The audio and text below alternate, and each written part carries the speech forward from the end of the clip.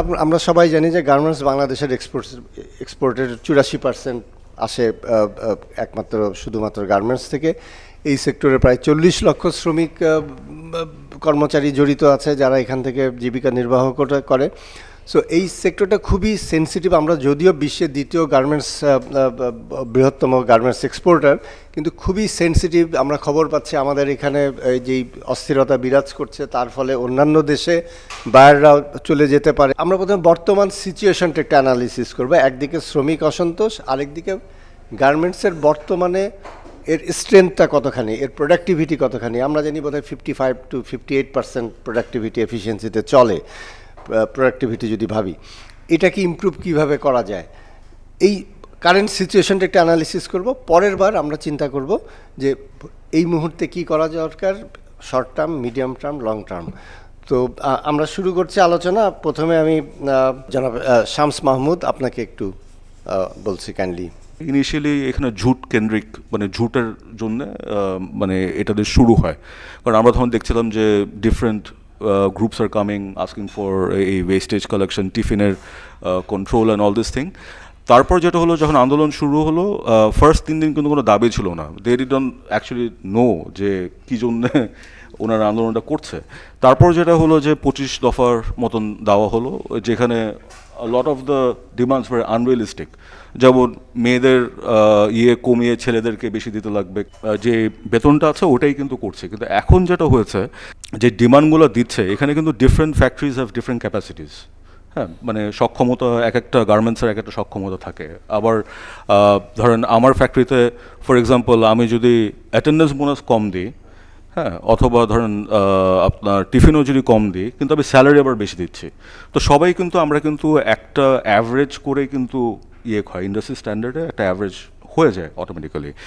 So it was very আর এখানে অনেক কিছু বলা হচ্ছে যে পাশের দেশের আমাদের কম্পিটিটিভ কান্ট্রিগুলো ধরেন এখানে করছে, ইন্ধন দিচ্ছে, কিন্তু এটা I don't think is true. Because globally আপনি যদি দেখেন, globally the numbers are coming down.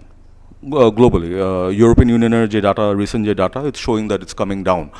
So every country will try to take advantage. আমরাও কিন্তু অ্যাডভান্টেজ নিয়েছি। যখন পাকিস্তানে যখন ফ্লাড হলো, we took advantage of that, specially backward লিঙ্কেজে টেক্সটাইলে lot of order shifted to Bangladesh, কারণ ওরা তখন ডেলিভারি করতে পারেনি।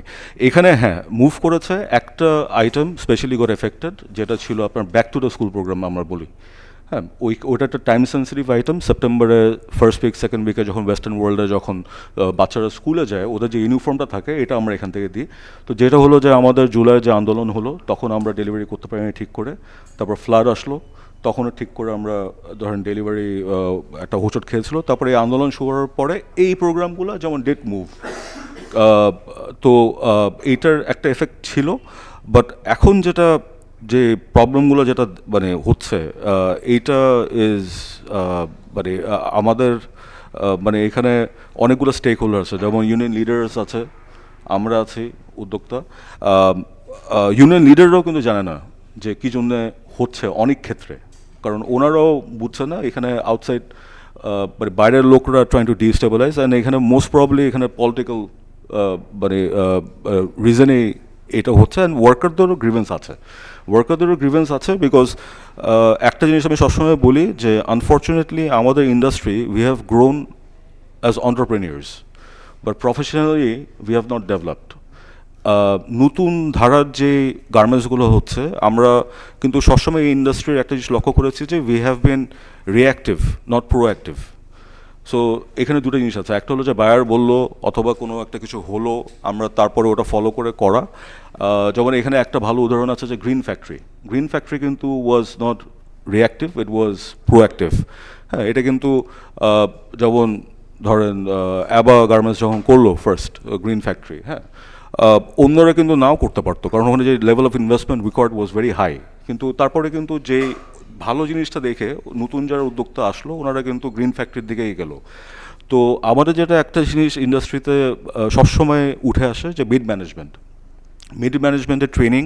At the same time BGMA থেকে একটা আমাদের সভাপতি সাহেব এখানে আছেন, উনি আরও বেটার বলবে আমার থেকে, যে আমরা কিন্তু একটা দাবি উঠেছি এখন যে মিড ম্যানেজমেন্টের ট্রেনিংও যেমন লাগবে, আমাদেরও যারা উদ্যোক্তা আছে আমাদের একটা সেন্টাসাইজেশন লাগবে, একটা কমিউনিকেশন, যাতে কোনো গ্যাপ না হয়। হ্যাঁ, আমরা কর্পোরেট কালচার ফলো করি বাংলাদেশে, কিন্তু বাংলাদেশে যেটা থাকে যে মানে বস ইজ অলওয়েজ রাইট, অনেক কিছু হাইড করা হয়, তারপরে একটা incident can trigger a lot of একটা চেইন রিয়াকশনের মতন। তো এখানে আরেকটা আছে যে লেবার ইউনিয়ন যে লিডাররা আছে ওনাদেরও কিন্তু ট্রেনিং লাগবে, কারণ ওনারা কিন্তু একটা বড় একটা ভূমিকা রাখে এখানে, যে ওয়ার্কারদের রাইটস কীভাবে ওদেরকে ঠিক করে বুঝাবে। হ্যাঁ, কারণ একটা শ্রমিক কিন্তু কখনো অন্য শ্রমিককে আঘাত করবে না, বিকজ আমি যদি ওই ফ্যাক্টরিটা ভেঙেই ফেলি তাহলে তো ওখানে ওনাদের তো যে কাজটা ছিল মানে ওই কাজটা থাকবে না ওখানে, তো ওনারা তখন কই যাবে। তো এই জিনিসটার জন্য আমরা বারবার বলছি যে এখানে শ্রমিকরা কিন্তু মানে we have one of the most discipline, আমাদের মেইন মানে ইন্ডাস্ট্রির আমরা যে সামনের দিকে যাচ্ছি, আমাদের কিন্তু শ্রমিকদের যে অবদান এটা কিন্তু আমরা অনেক সময় ওভারলুক করি। হ্যাঁ, আমরা ইনএফিসিয়েন্সির কথা বলি, এফিসিয়েন্সি লেভেলের কথা বলি, বাট ওদের যে ডিসিপ্লিন আছে এটা কিন্তু আমাদের পার্শ্ববর্তী দেশ যে কম্পিটিটিং যে কান্ট্রিগুলো আছে ওখানে কিন্তু এটা আমরা দেখি না, এটা প্রতিফলন হয় না, কারণ ওনারা অনেক ইনসেন্টিভ দিচ্ছে তারপরও করতে পারছে না। কী জন্য পারছে না? Because of the discipline and আমাদের কিছু আছে, অ্যাডভান্টেজ আছে। ফর এক্সাম্পল যেমন আমাদের গভর্নমেন্টের policy back to back LC যে সিস্টেম আছে এটা কিন্তু আমাদেরকে অনেক সহায়তা করেছিল। তারপর ধরুন জুলাই যে আন্দোলন হলো তখন কিন্তু এক মাস আমরা ডেলিভারি ঠিক করে দিতে পারিনি, এটা হলো বাস্তবতা। But for the greater interest of the country we said okay fine, এইটা আমরা অ্যাবজর্ব করে নেবো, কোনোভাবে আমরা অ্যাবজর্ব করবো। তারপর ধরুন ফ্লাড আসলো, ফ্লাডের যেটা হলো অ্যান্ড এইটার পরে ধরেন এখন যে আনরেস্ট, তো ফাইন্যান্সিয়ালি উই আর নট মানে আগের অবস্থানে কিন্তু আমরা নেই। অ্যান্ড আরেকটা জিনিস হলো যে এটার নকডাউন এফেক্টটা কিন্তু আলটিমেটলি ফাইন্যান্সিয়াল সেক্টরের উপরে আসবে। কারণ আমি যদি সিক হয়ে যাই, অ্যান্ড এখানে যেমন গ্যাসের যে অবস্থা এখন, হ্যাঁ we understand the government has a lot of issues to deal with right now, কিন্তু গ্যাসের ইস্যু যদি ঠিক করে ডিল না করা হয় এটার কিন্তু knockdown effect down the line will not be good. Already buyer এই সিজনে আমাদের বায়ারদের আসার কথা, এখানে এসে উইন্টারের জন্য অর্ডার প্লেস করার কথা। এখনও there travel embargoes, travel restrictions, travel advisories Bangladesh আসার জন্য। তো অনেক বায়ার আসছে না, আমরা কী করছি, স্যাম্পল পাঠাচ্ছি। স্যাম্পল দেওয়া এক জিনিস, আর সামনাসামনি এসে আমার ফ্যাক্টরি ধরেন আমি অন্য 4টা বায়ারের কাজ করি, আমার স্যাম্পলগুলো ওখানে ধরেন আমি টাঙিয়ে রাখি, তো ওই বায়ারটা আসলো ওর একটা প্রোডাক্ট নিয়ে, কিন্তু আমার স্যাম্পল অন্য বায়ারের স্যাম্পল দেখে বললো ও তুমি প্রোডাক্টটা করো, তখন আমার কিন্তু অর্ডার প্লেস, মানে এইভাবেই কিন্তু আমরা ব্যবসাটা করি। তো ওইটাও কিন্তু হচ্ছে না। সো 10টা স্যাম্পল পাঠালে ওখানে 3টা সিলেক্ট করবে, 2টা সিলেক্ট করবে, so numbers will be down. And বায়ারদের এখন কিন্তু বড় একটা কনসার্ন যে আমাদের গ্যাসের যে অবস্থা, আমার ব্যাকওয়ার্ড লিঙ্কেজ যদি সাপোর্ট না দেয়, কারণ মানে আমাদের যে স্পিড অফ ডেলিভারি এটা কিন্তু খুবই ইম্পর্টেন্ট জিনিস, তো ওইটা নিয়েও ওনার চিন্তিত। ওয়ার্কার গ্রিভেন্স রয়েছে, এটা কেন থাকছে? এবং ওদের যে ডিমান্ড আমরা যেটা দেখছি যে টিফিন বোনাস, ছেলে মেয়ে রেশিও, নন ওয়ার্কার স্টাফদের ওভারটাইম, অ্যাটেন্ডেন্স বোনাস, তো খুব বড় কোনো কিন্তু দাবি না, তো এত সামান্য দাবির মধ্যে কেন এত বড় আন্দোলন হয়ে যাচ্ছে? আপনারা কি এটা অ্যাড্রেস করতে পারেন না? কেন গার্মেন্টসে আমরা সবসময় গার্মেন্টসে এই ওয়ার্কার আনরেস্টটা দেখি? এইবার ফর দ্য ফার্স্ট টাইম আমরা ফার্মাসিউটিক্যালসেও দেখেছি, জব্বার ভাইয়ের ফার্মাসিউটিক্যালস আছে, উনিও দেখেছেন। তো কিন্তু ওনারা কিন্তু খুব দ্রুত এটা কন্টেইন করে ফেলতে পারলেন, কিন্তু আপনাদের এটার মধ্যে করতে পারছেন না, এটা একটা প্রশ্ন। আরেকটা হলো যে যে আপনার কি মনে হচ্ছে যে তাহলে গার্মেন্টসের মানে ইন্ডাস্ট্রিয়াল রিলেশনসটা দেয়ার ইজ এ ব্রেকডাউন, এখানে প্রপারলি অ্যাড্রেস করা হয় না? যেমন ওয়ার্কার্স ইউনিয়নের একটা বিষয় যেটা আমরা এখনো করিনি, আমেরিকা যেটা বারবার চাপ দিয়েছে, বলেছে। ওয়ার্কার্স যে আপনি গ্রিভেন্স, এটা কিন্তু আমরা আজকে প্রায় 30 বছর ধরে এরকম এক গ্রিভেন্স থাকে, এরা মালিক পক্ষ, শ্রমিক পক্ষ, সরকার একসাথে বসে কাজ করে এই প্রবলেমটা সলভ করে। কিছু কিছু থাকে শ্রম আইনের বাইরে, কিছু কিছু প্র্যাকটিসের মধ্যে আসছে। যেমন আপনি বললেন যে অ্যাটেন্ডেন্স বোনাস, এটা কিন্তু কোনো আইনে নাই, হয়তো আজ থেকে 35 বছর আগে হাতেম ভাই তার প্রোডাক্টিভিটি অথবা ওয়ার্কারের প্রেজেন্স বাড়ানোর জন্য এটা ঘোষণা করছে। ওইটা তখন কালচারালি আস্তে আস্তে আস্তে অন্য ফ্যাক্টরিগুলি এটাকে অ্যাডাপ্ট করছে। সো ডেফিনেটলি সবসময় তো কিছু গ্যাপ থাকে, গ্রিভেন্স থাকে, মালিকরাও কিন্তু চেষ্টা করছে, সবসময় চেষ্টা করে যে এটাকে কতখানি মিনিমাইজ করে তার ফ্যাক্টরিটা চালাতে হবে। ওইখানে কিন্তু সরকারও লাগে না, নেগোসিয়েটরও লাগে না, যদি এটা ব্যাপক পর্যায়ে না যায়।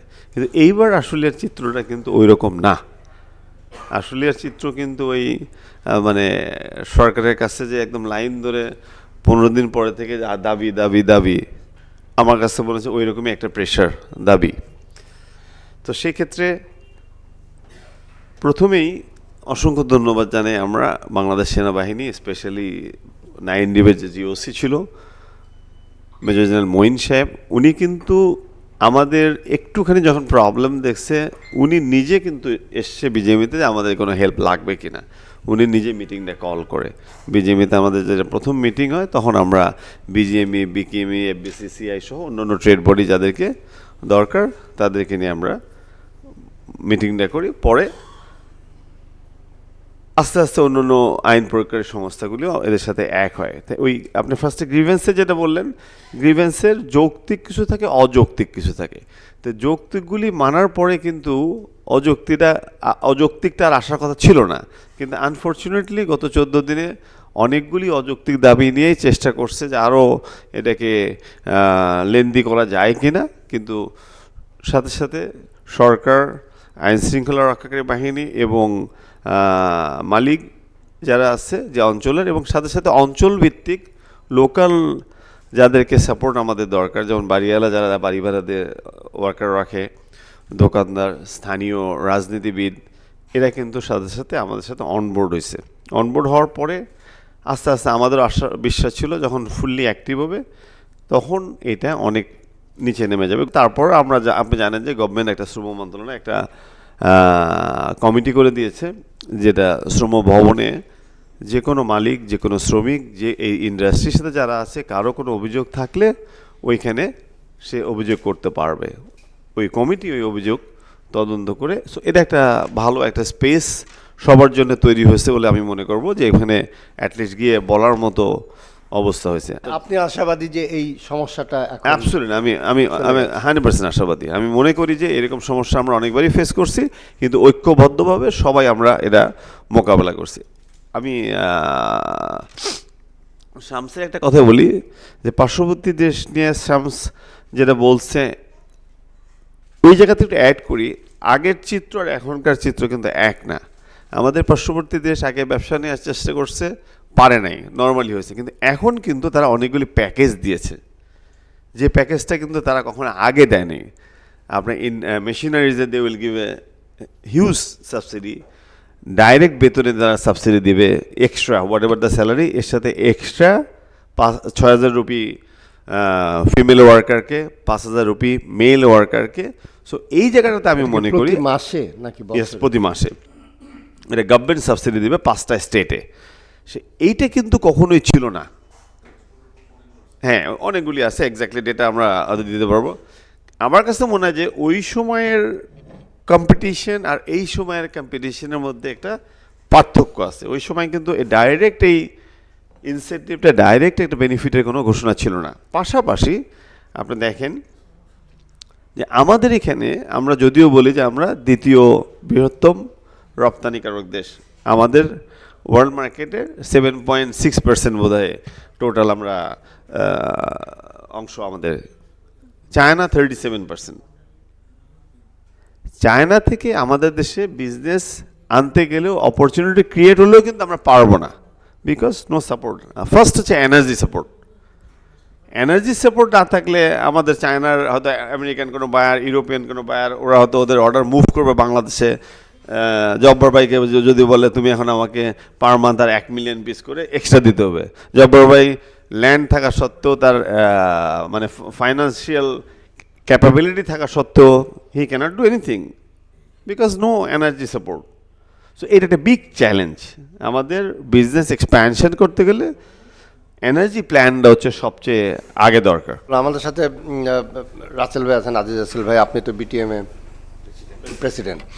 তো আপনি বলেন যে এই ব্যাকওয়ার্ড লিঙ্কেজ কি অবস্থা এখন?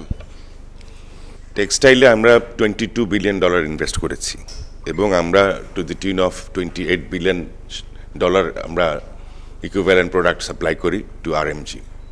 সেখানে আমাদের 45% ভ্যালু এডিশন হয়ে থাকে। That is pure retention in the country, which is fantastic. তো এখন আমরা যে বর্তমান সমস্যায় আছি আরএমজির সাথে আমরা কিন্তু খুব হাত মিলিয়ে কাজ করতে পারি। খুব ভালো সম্পর্ক আমাদের, অনেক দিন ধরে খুব ভালো সম্পর্ক, কারণ আমরা একে অপর সহায়ক, ওরাও বুঝেন আমরাও বুঝি। তো মাঝে মাঝে আমরা একটু ব্যাকফুটে চলে যাই পলিসিগত কারণে। যেমন মনে করেন ল্যান্ডের যে ইম্পোর্টগুলো হচ্ছে সুতো, ওগুলো কিন্তু কাউন্ট ঠিক নেই, কোয়ান্টিটি ঠিক নেই। এটার জন্য সাফারার হচ্ছে প্রকৃত ব্যবসায়ীরা, আমরা যারা ব্যাকওয়ার্ড লিঙ্কেজে আছি। তো আমরা তো চাই যে ওনারা ভালো রেটে আনবে, অবশ্যই এটা আমাদেরও কামনা। আমরা কম্পিটিশনেও নামতে চাই, ফেয়ার প্লে যদি থেকে থাকে। তো এগুলো বলতে গেলে অনেক কথা, আমাদের অনেক গ্রিভান্সেস আছে, অনেক বিচ্ছিন্ন ঘটনা আছে। তবে বর্তমান প্রেক্ষাপটে আমি মনে করি আমাদের ডিমান্ডটাকে একটু ন্যারো করে এনে পয়েন্টটাকে একটু ফোকাস করা উচিত। তো if I am to narrow down our problems, আমি এটা 3টা প্রবলেম আমি আমাদের দেখছি এখন আপাতত আছে, যেটাকে অ্যাড্রেস করতে পারলে আমরা স্বয়ংসম্পন্ন হব। সেটা হচ্ছে নাম্বার 1 হচ্ছে ল অ্যান্ড অর্ডার, এটা আমাদেরকে ঠিক করতেই হবে। নাম্বার 2 হচ্ছে পাওয়ার অ্যান্ড এনার্জি, আমাদের এটা এনশিওর করতে হবে। গভর্নমেন্ট তো আমাদের থেকে শুধু টাকা নেয়নি, ডিপোজিটও নিয়েছে গ্যাস কানেকশন দেওয়ার জন্য, অতিরিক্ত টাকাও নিয়েছে, 400 গুণ দামও বাড়িয়েছে। তাহলে ওনারা ফেল করলো কেন? এটা দায়িত্ব কারা নেবে? আর আমরা ব্যবসাও করব, ভর্তুকিও দেবো, দুটা তো একসাথে হইতে পারে না। তো এখানে সরকারে কি ভাবমূর্তি, আমাদেরকে নিয়ে কী পরিকল্পনা, এটার একটা খুব তাড়াতাড়ি একটা ঘোষণা আসা উচিত। আদারওয়াইজ আমরা জানি না আমরা কোন দিকে যাচ্ছি। আর লাস্টে যে জিনিসটা দরকার, এই সব কিছু সম্পন্ন করার পরে আমাদের কি দরকার? আমরা যে ব্যবসাটা করবো এটা তো একটা ব্যাংকিং চ্যানেলে হইতে হবে।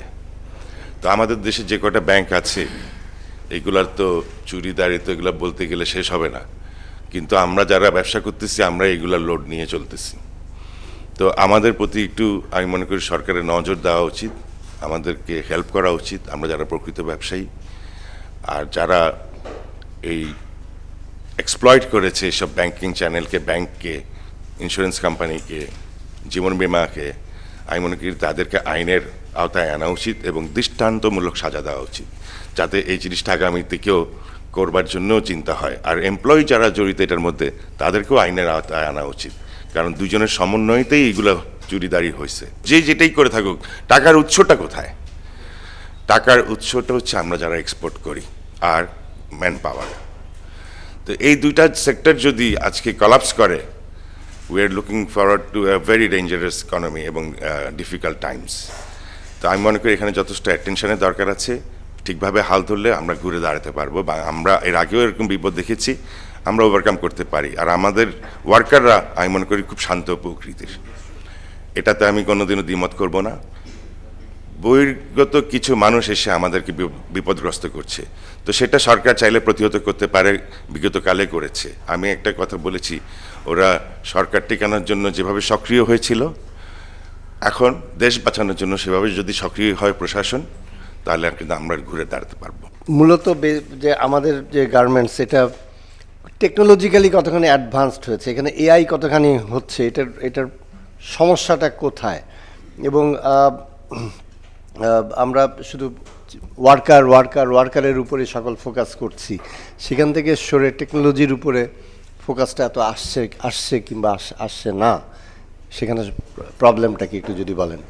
ইনফ্যাক্ট টেকনোলজি নিয়ে আর ভাবছি না। সো এটা আপনার very long term thing. So I think এই মুহূর্তে আসলে টেকনোলজি নিয়ে আমরা কাজ করেছি।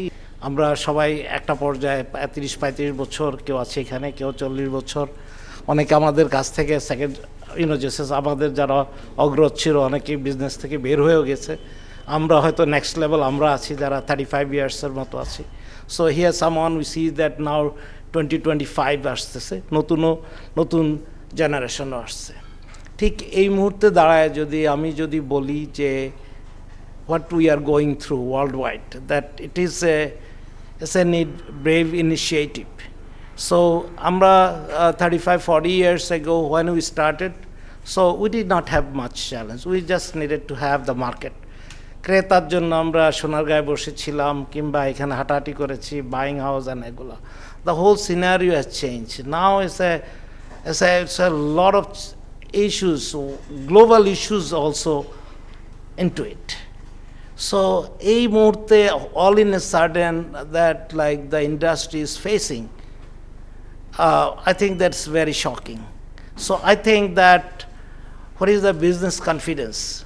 So restore the business confidence is first. So এখন I'm looking, I don't look at the what other country doing or what. Now I'm thinking about how I pay next day, next month's salary to our employees. So এখন that's the thing that we are. আমাদের banking system যেই এবং even that I see that a lot of multinational that we've been relying, সবাই যেন এক পা পিছনে চলে গেছে. Even local bank, everything, liquidity as such, and money is in the home, not in the bank. And it's a terrible situation. And I think that this is like a lot of undue thing happened. But আমরা কিন্তু আমাদের garments and টেক্সটাইলে আমরা focus করছি, yearly 300 কোটি টাকার উপরে diesel কিনেছি, তারপরেও we did not lose our hope. But at this moment, I think that I don't know whoever what is thinking. If myself you ask me, what do you do? This is why technology is not in my mind right now. First, it is my sustainability.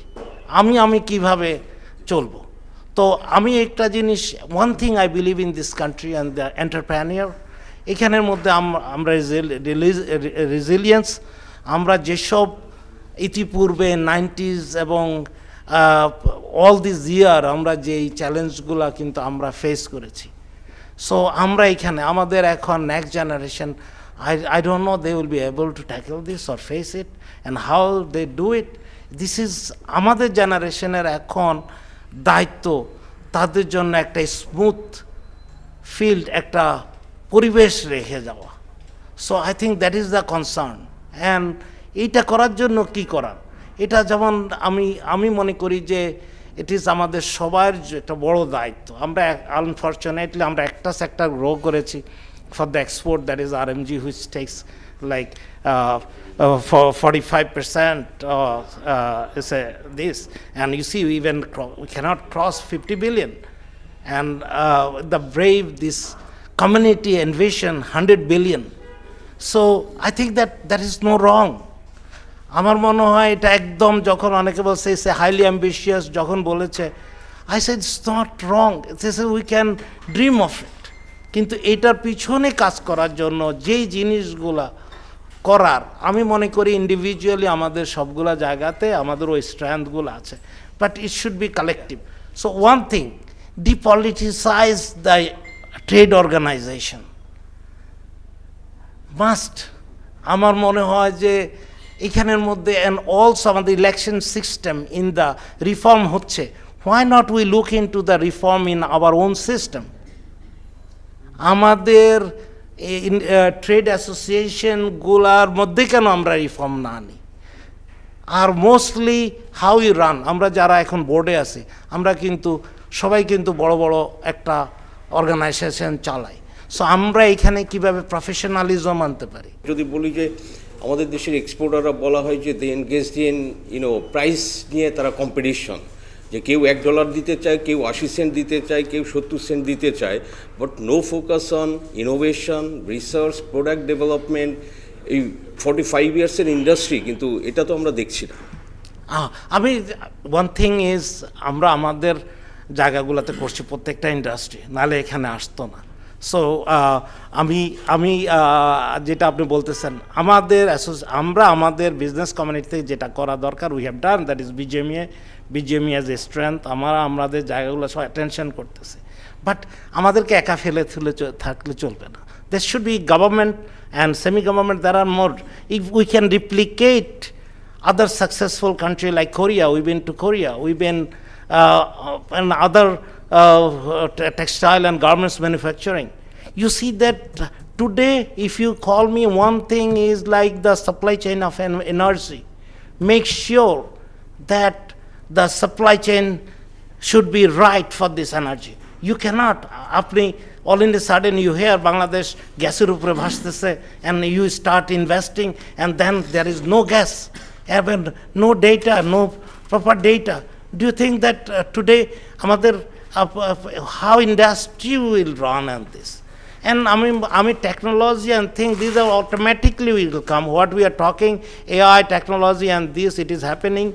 So we are in a crossroad now for the industry. Can you believe that what's going to happen to this country? How long the company like us can support our industry financially, economically?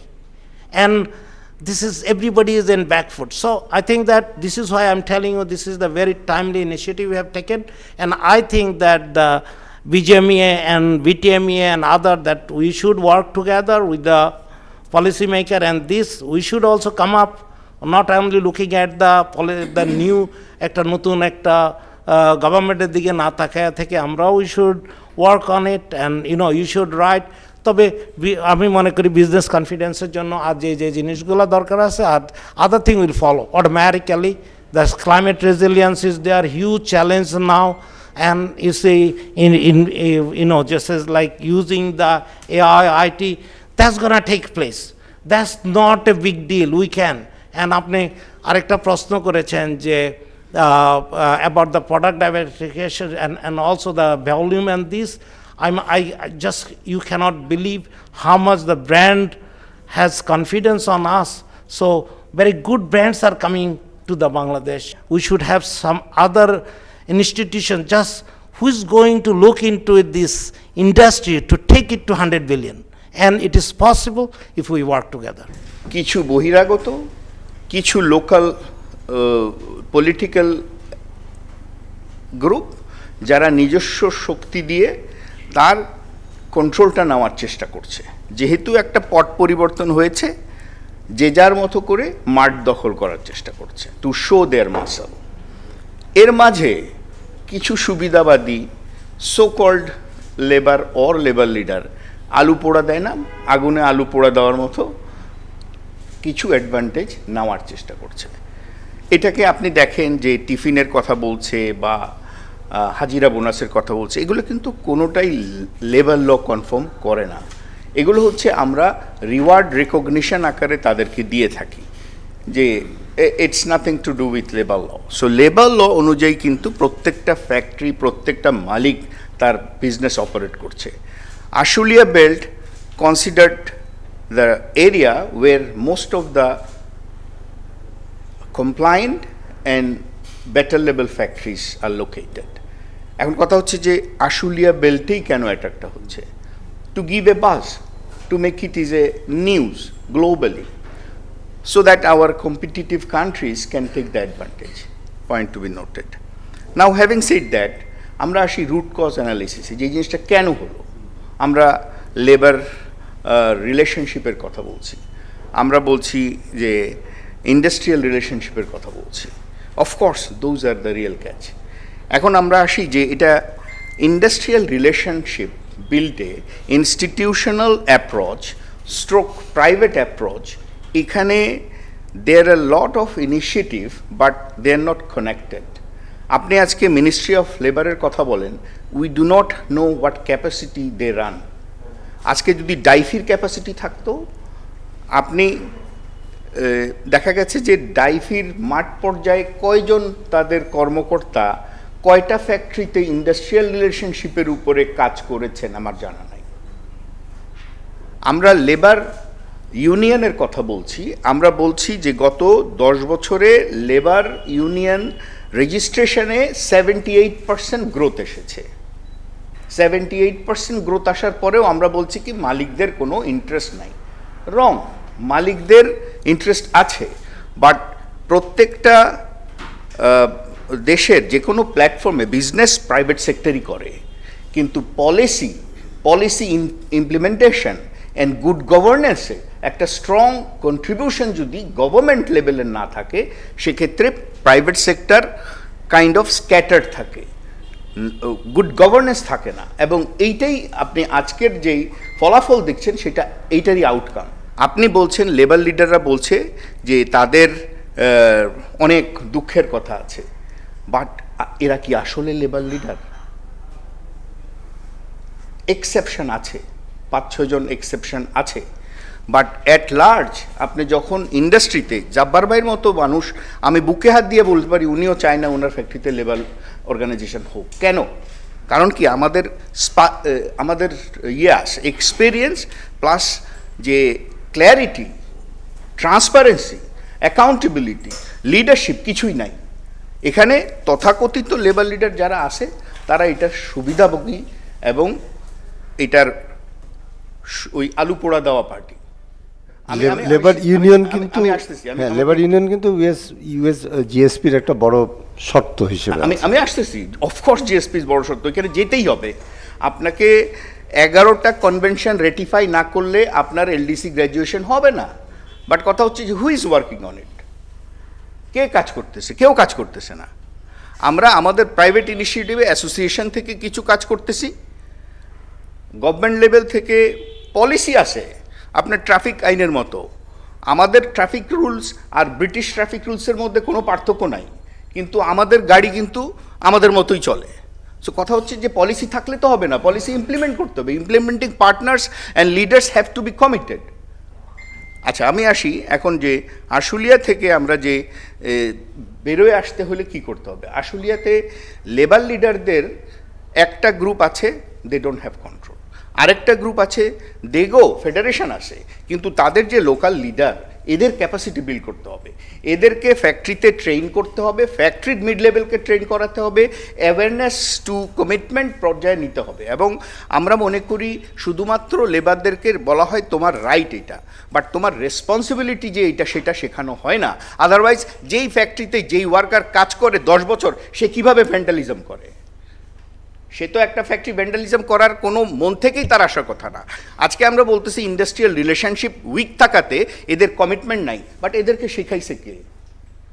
ওয়ের R those labour leader যারা কিনা স্টেজে উঠে বড় বড় বক্তৃতা দিচ্ছেন, তাদের কমিটমেন্টটা কোথায়? আজকে তারা যদি বলে যে ফ্যাক্টরি কালকে থেকে চলবে, তারপরও ফ্যাক্টরি চলে না, তাহলে how do we understand the dots R not connected? Dots are not connected at all. They are sitting in idle sections in separate location and not taking ownership. That is the challenge. So Ashulia থেকে যদি আমরা বেরোয় আসতে চাই, আমাদের labour লিডারদেরকে, আমাদের mid level যারা HR and admin practice করে তাদেরকে, এবং আমাদের ওনারকেও কমিটেড হইতে হবে যে ইন্ডাস্ট্রিয়াল রিলেশনশিপে আমরা কাজ করব। And the labour leaders take a better role. 1 2 number, আপনি আসেন যে আমি ক্যাপাসিটি বিল্ডের কথা বলেছি। মিনিস্ট্রির ডাইফি ডল ইয়াতে যদি ক্যাপাসিটি বিল্ড হয়, আমরা আজকে আরএসসিকে ইউজ করি, আমরা আজকে ওই বেটার ওয়ার্কসকে ইউজ করি। আমি থ্যাঙ্কস জানাই বিকেএমইকে বা আমাদের বিজেপিতে যেই সেলগুলো কাজ করছে, যে এখানে সোশ্যাল ইন্ডেক্সে, লেবার ইন্ডেক্সে আমাদের যে যতটুকুই আমরা আগাচ্ছি প্রাইভেট ইনিশিয়েটিভে, বাট আজকে যদি আমরা গভর্নমেন্ট লেভেলে ডাইফি ডল এবং মিনিস্ট্রি অফ ইন্ডাস্ট্রির প্রপার ক্যাপাসিটি থাকতো, আমরা পয়সা খরচ করে, আমার মতো কোম্পানির বছরে প্রায় $5 লাখ খরচ হয় এই 6টা কোম্পানির শুধু সার্টিফিকেশনগুলো প্রতি বছর রিনিউ করতে। It's a huge loss. যদি আমার গভর্নমেন্টের ক্যাপাসিটি থাকতো, ডিপার্টমেন্টগুলোর ইন্টারেক্টিভ থাকতো, ইন্ডাস্ট্রি একাডেমির পার্টনারশিপ থাকতো, রিসার্চ থাকতো, তাহলে আপকামিং চ্যালেঞ্জগুলো নিয়েও আমরা কাজ করতাম। আজকে আমাদের কোনো রোড ম্যাপ নাই, আজকে আমাদের কোনো রোড ম্যাপই নাই যে আমরা কোথায় থাকা উচিত, আমাদের এলডিসি গ্র্যাজুয়েশনের কয়টা কনভেনশন রেটিফিকেশনের কোন স্টেজে আমরা আছি, কতদিনের মধ্যে আমরা কোথায় পৌঁছাবো, যাতে করে আমরা আমাদেরকে মধ্যমান ইনকাম কান্ট্রি বলতে পারবো we don't have clue. Data manipulated হয়েছে উইথ এ ডিফারেন্ট অ্যাপ্রোচ, সেটার কথাই আমি নাই গেলাম, সেটা completely political. So I believe এই ক্যাপাসিটিগুলো বিল্ড হওয়ার সাথে সাথে এই যে আজকের যে হেডলাইন সেটা সলভ হবে। আমি লাস্ট কোশ্চেন যেটা আমাকে করা হয়েছিল সেটার উত্তর দিই, যে লুক 17 বছরে যে কালচারটা সারা দেশে হয়েছে, বিজিএমই তো তার বাইরের কিছু না। বাট আপনি দেখবেন যে এই রেভলিউশনের 17 বছর আগেও হয়েছে। এবং আমি বলি যে আমি জাব্বার ভাইয়ের সাথে বলি, জাব্বার ভাই, ব্যবসায়ীদের কোনো দল নাই, ব্যবসায়ীরা আসলে সরকার দল। কারণ কি, সরকারের সাথে সুসম্পর্ক না থাকলে আপনি পলিসি নেগোশিয়েট করতে পারবেন না।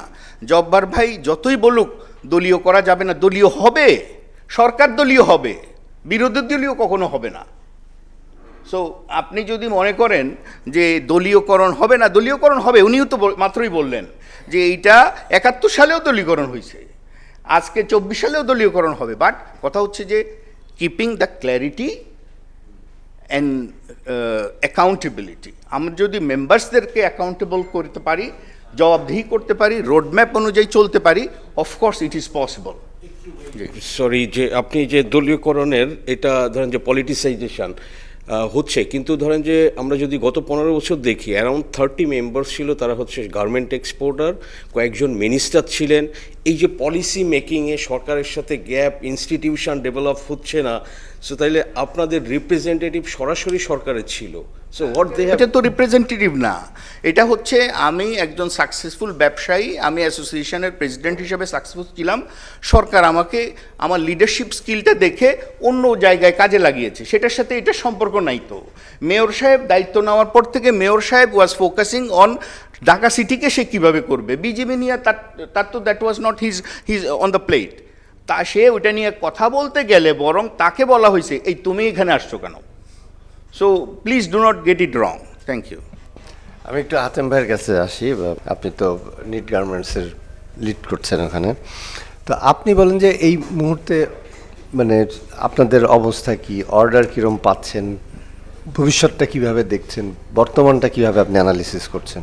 এই আশুলিয়া বেল্টের যে গত কিছুদিনের যে প্রবলেম, এটা নিয়ে ওনারা সবাই বলেছেন। দেখেন যে আমরা ক্যাম্বোডিয়ায় কিন্তু এরকম শুনি না যে ক্যাম্বোডিয়ায় লেবাররা রাস্তায় নেমেছে, আমরা ভিয়েতনামও শুনি না, এখানে চায়নাতেও শুনি না, যে হঠাৎ করে কাজ বন্ধ করে দিয়ে নেমে গেল। কি কারণে নামলো আমরাও জানি না, শ্রমিকদের জিজ্ঞেস করছি কি কারণে নামছে তারাও জানে না। 4 দিন পরে বা 3 দিন পরে 25টা দাবি নিয়ে আসছে তখন, এবং এই 25টা দাবির অলমোস্ট সব জায়গাতে সেম দাবি। কালকে আমি বলেছি দেখা যাবে যে অ্যানালাইসিস করলে এই 25টা দাবির মধ্যে হয়তো 22টা দাবি ইন্ডাস্ট্রিতে অলরেডি ইমপ্লিমেন্টেড, কিন্তু তারা ওই যে দাবি কম হইলে এটা তো মানানসই হয় না, এর লিগে লেখবার সময় যেগুলো আসে ওগুলো সহ লেখে হয়তো 1টা 2টা বোঝো থাকে। যেমন ধরেন আপনার টিফিন বিলের কথা বলা হচ্ছে, তারপরে হাজিরা বোনাসের কথা বলা হচ্ছে, তো এগুলি তো আইনের কাঠামোতে নাই, বাট এটি প্র্যাকটিস। ওকে, সেটা নিয়ে আলোচনা হতে পারে যে তোমরা টিফিন বিল 25 টাকা পাচ্ছ, এখন তোমরা হয়তো বেশি চাচ্ছ, ওকে বেশি দিয়ে তাহলে আমরা কত দিতে পারি এটা বসে আলোচনা করে ঠিক করা যেতে পারে।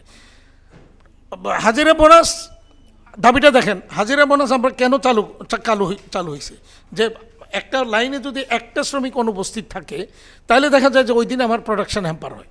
তো যাতে অনুপস্থিত না থাকে, 100% যে উপস্থিত থাকবে তার জন্য একটা ইনসেন্টিভ হাজিরা বোনাস।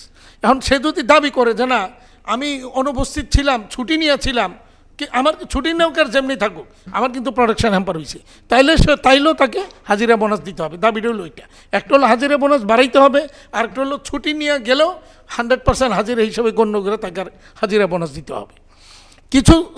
কিছু জায়গায় গিয়া চাকরি চাওয়া হয়েছে, চাকরি দিতে হবে, কোনো ইন্টারভিউ চলবে না, এবং আমরা যেই কজন আসছি সবাইকে দিতে হবে। তো এটা তো তার মানে ইন্টারভিউ নেওয়া যাবে না, মানে হচ্ছে সেই তার অযোগ্যতাটাকে প্রমাণ করে দিল, যার কারণে সে বলছে ইন্টারভিউ নেওয়া যাবে না। তাহলে তো এই আমরা যারা ইন্ডাস্ট্রি পরিচালনা করি আমাদের থিঙ্কিং কি, যে আমরা তখন ভাববো যেই ছেলেটা মানে ইন্ডাস্ট্রিতে ঢুকার আগেই আন্দোলনমুখী, তো ইন্ডাস্ট্রিতে ঢুকলে কি হবে, আমার ইন্ডাস্ট্রিটাই শেষ হবে, তাহলে ওরে এর ধারে কাছে দিয়ে নেওয়া যাবে না। প্রতিনিয়ত নেগেটিভ অবস্থানে যাচ্ছি, এক্সপোর্ট ডিক্লাইনিং। আমাদের কেন ডিক্লাইনিং আমি একটু উদাহরণ দিয়ে দেখাই, বুঝাই আপনাকে, যে আমরা কম্পিটিশনে গিয়ে অর্ডারটা নিতে পারছি না, আমাদের নানা রকমের সুযোগ সুবিধাগুলি প্রত্যাহার করে নেওয়া হয়েছে। ওই বিজেপি প্রেসিডেন্ট বলছিলেন যে ইন্ডিয়াতে পাশাপাশি নানা রকমের সুবিধা দেওয়ার ঘোষণা দিয়েছে এবং ইমপ্লিমেন্ট করছে। তো সেখানে আমি আমার নিজের 2টা অর্ডার নিয়ে আমি উদাহরণ দিই। আমি এর আগে এটা বলেছি, আমার এই ঠিক গত মাস জুলাইয়ের 15 তারিখ থেকে যখন আন্দোলনটা চূড়ান্ত পর্যায়ে, তার 2 দিন আগেই কোরিয়ান এক কাস্টমারের সাথে আমার কথা হইলো, কোরিয়াতে আমার $10.5 লাখ একটা এক্সপোর্ট, আমার একটা অর্ডার নিয়ে আমি কথা বলছিলাম। তো হিসাব করে দেখলাম ইন্ডিয়া থেকে যদি আমি সুতাটা কিনি তাহলে আমার লাভ হয় $64,750, আর যদি মানে আমি কম সুতা কিনাতেই আমি সাশ্রয় করতে পারি। হ্যাঁ, প্রাইস ডিফারেন্স $43,750 সুতা কেনায়, আর কোরিয়া যেহেতু নতুন বাজার 2% ইনসেন্টিভ যোগ করলে $21,000, $64,750 আমি পাবো। এবং এটা মানে তার মধ্যে 43,000 কিন্তু এখনই পাবো, মানে ক্রয়ের সময় পাবো। আর যদি আমি এটা দেশীয় সুতা দিয়ে করি তাহলে আমার $33,000 আমি ইনসেন্টিভ পাবো, $36,000, 10% মাইনাস করে ওই ট্যাক্স মাইনাস করে গিয়ে $33,000 আমি পাবো। তাহলে আমি কোনটা কিনবো? ডেফিনেটলি আমি ইন্ডিয়ার সুতাটা প্রেফার করব। আমরা একটা কথা শুনি যে বাংলাদেশ আর চায়না নাকি ভলিউমের দিক থেকে সেম পরিমাণ এক্সপোর্ট করে, অথচ চায়না আমাদের থেকে মানে ডলার অ্যামাউন্টে অনেক হাই তাদের এক্সপোর্টস। তো এই বিষয়টা কি করা যায়? আমাদের বলা হয় যে আমরা ভ্যালু এডিশনে যেতে পারি না, ভ্যালু অ্যাডেড প্রোডাক্টে যেতে পারছি না, আমাদের এখানে প্রোডাক্টিভিটি ভীষণ লো, আমাদের এখানে টেকনোলজি আসে নাই ঠিক মতো, আমাদের এখানে এআই করা হয় নাই, এই জিনিসগুলো এখন খুব বেশি কথা হচ্ছে প্রোডাক্টিভিটি বাড়ানোর জন্য। তো এই বিষয়টা কিভাবে দেখছেন, এক নম্বর। আর দ্বিতীয়ত আরেকটা প্রশ্ন, যে রফিক ভাইয়ের কথাতে আমরা বুঝলাম যে কম্পিটিশন খুব হাই হয়ে গেছে এখন, বিশেষ করে ভারত অনেকগুলো সুবিধা দিয়েছে, ক্যাম্বোডিয়া তাকিয়ে আছে। সো সেক্ষেত্রে কি করা উচিত এই মুহূর্তে আমাদের গার্মেন্টসকে কম্পিটিটিভ রাখার জন্য?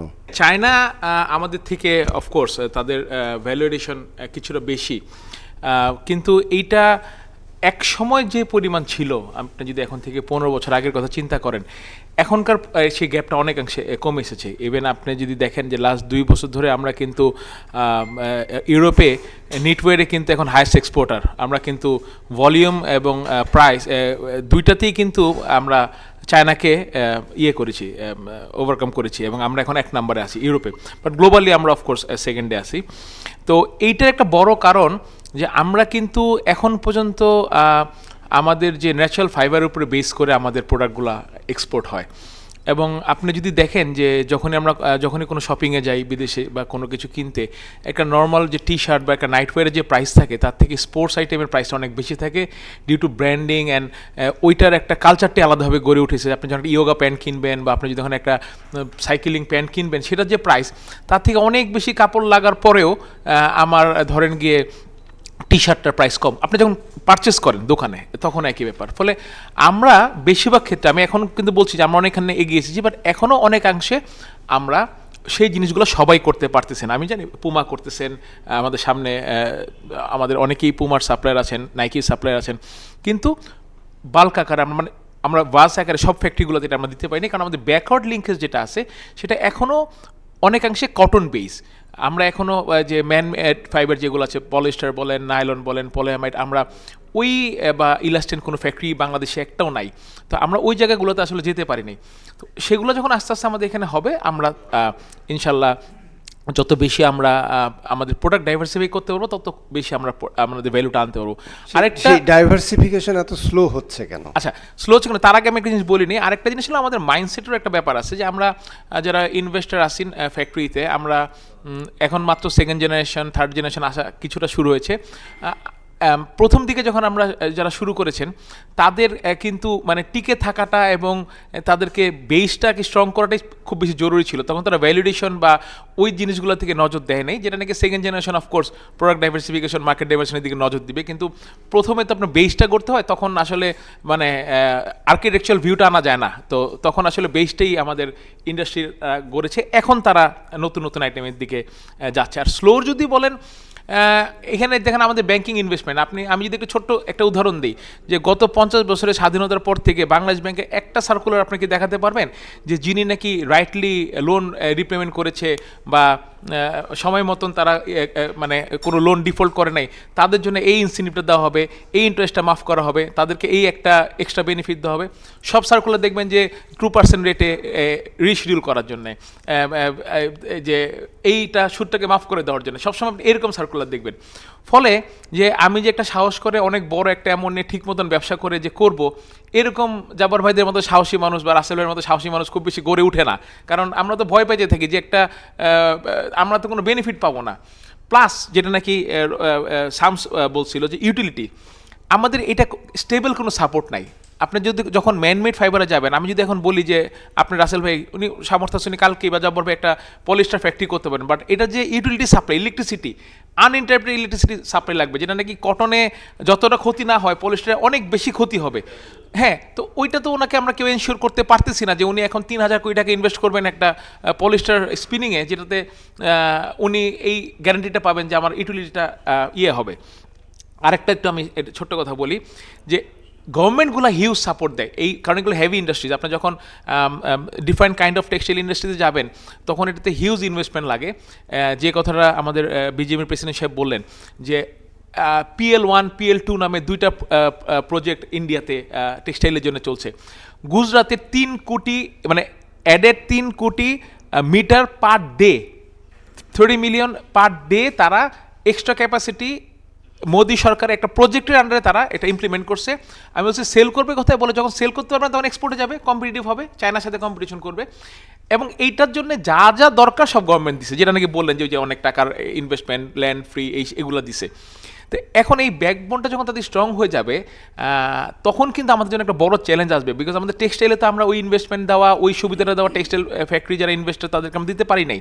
তো ওইটা একটা আমাদের জন্য একটা বড় চ্যালেঞ্জ, যেটা নাকি চায়না এবং ইন্ডিয়া তাদের টেক্সটাইল সেক্টরকে হিউজ পরিমাণে একটা ব্যাকবোনটাকে RMGর ব্যাকবোন যেটা আমরা বলি যে আমাদের যে ব্যাকওয়ার্ড লিঙ্কেজ, সেটার জন্য তারা যে সাপোর্টটা দিছে সেই সাপোর্টটা আসলে দিতে পারি নাই।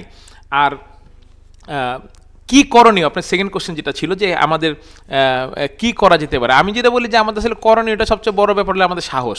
হ্যাঁ, যে মানে ধরেন 1 লাখ লোকের একটা ফ্যাক্টরি করে ফেললেন জব্বর ভাই, রাকিব ভাই, তো এই যে একটা সাহস যে 1 লাখ লোকের একটা ফ্যাক্টরি আমি করে ফেলবো এবং এটা আমি চালাবো, এই সাহসটা হলো আমাদের ধরে রাখতে হবে আর কি। মানে মন ভাঙা যাবে না, যে আমাদের এন্টারপ্রেনারদের জন্য মন কোনোভাবে না ভেঙে যায় আউটসাইড ইন্টারফারেন্সের কারণে।